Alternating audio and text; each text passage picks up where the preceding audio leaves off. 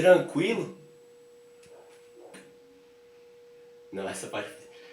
Quem foi que criou quem, digamos? Dmitry Ivanovich. Ele foi um químico russo. 1830. Acabado da pausa.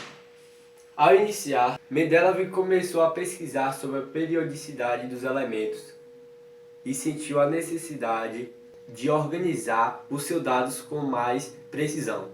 Foi quando começou a anotar as propriedades de cada elemento em cartões fixados nas paredes.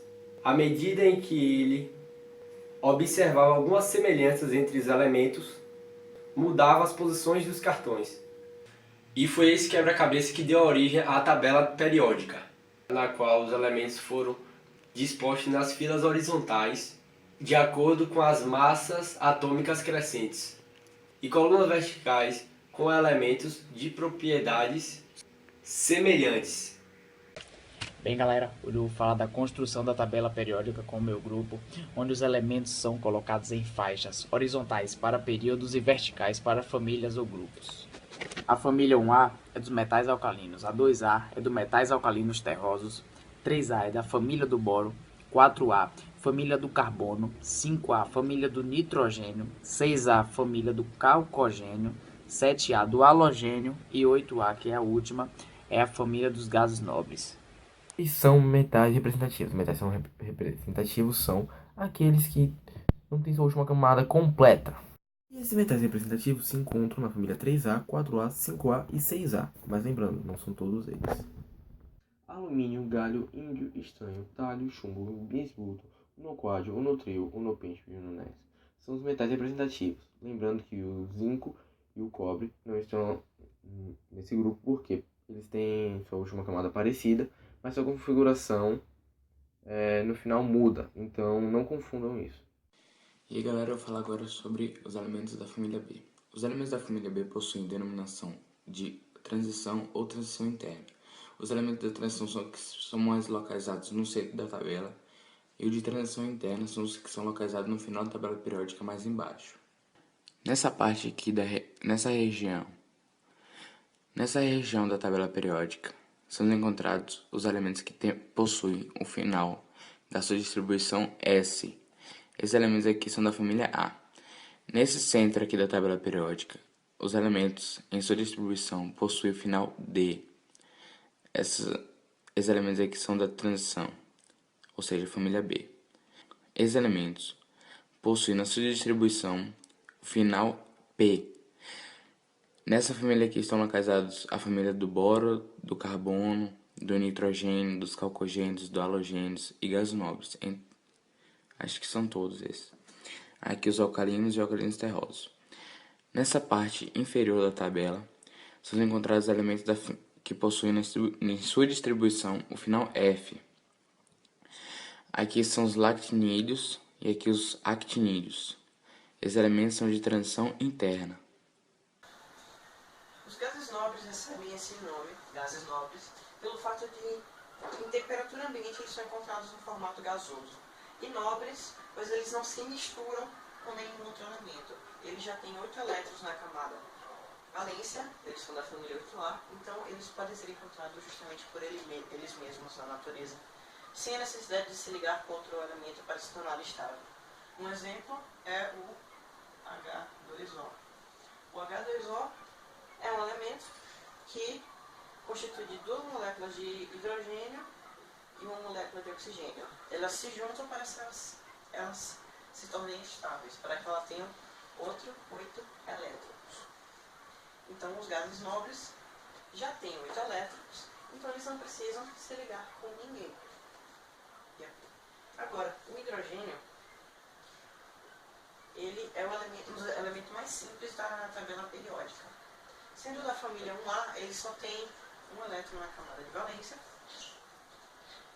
e ele é o responsável por toda a vida na Terra. Por exemplo, como eu acabei de falar, o H2O, que a água, sem água não tem vida no planeta. eu vou falar sobre os lantanídeos e os actinídeos. Eles são grupos de elementos químicos que ficam na parte inferior da tabela periódica. Eles pertencem ao período 6 e estão na transição interna. Muitas pessoas podem achar curioso o fato deles não estarem organizados do mesmo modo que estão os outros átomos, os outros elementos químicos, mas o simples motivo para eles estarem lá embaixo é a questão estética e a questão prática.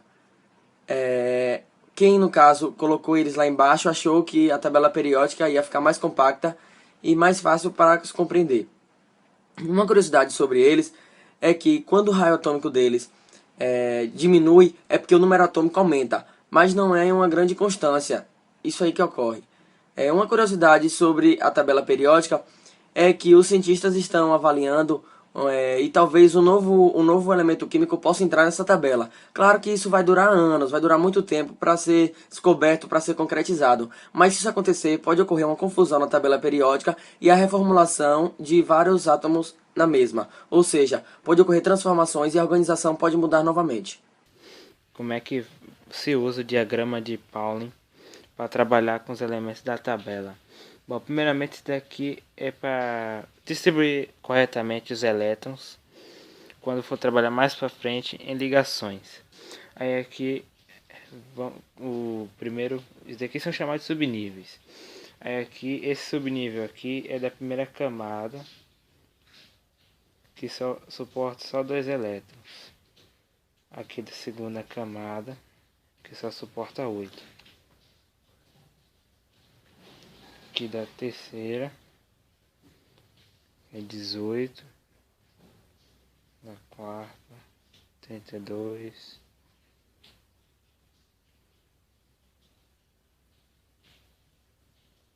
da quinta 32 também, e aqui volta para 18 e aqui para 8. Aí aqui seguinte, daqui, vou pegar um exemplo, que ele não é um metal, mas é da família dos alcalinos, ele só tem um elétron, então aqui é um S1, termina em S1. Mas se for pegar um elemento com mais elétrons, aí você vai sair daqui e vai vir para cá, depois daqui e vai vir para cá. Sempre diagonal e de trás para frente.